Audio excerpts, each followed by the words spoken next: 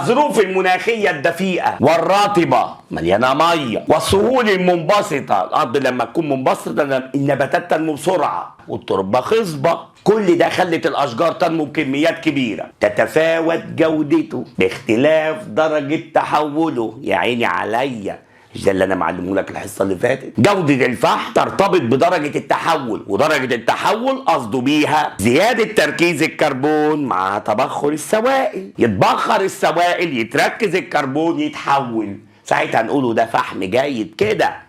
وده لقيناه في منطقه بدعه وثوره جنوب غرب سيناء. بص المنظر اهي، بقايا نباتات واشجار من العصر الكربوني. ياه، الاشجار الحرشوفيه والسرخسيات. ايه ده؟ احنا خدنا ده. وانتشار البرمائيات. ايوه ده البرمائيات والاشجار الحرشوفيه السرخسيات كلها حاجات من العصر الكربوني.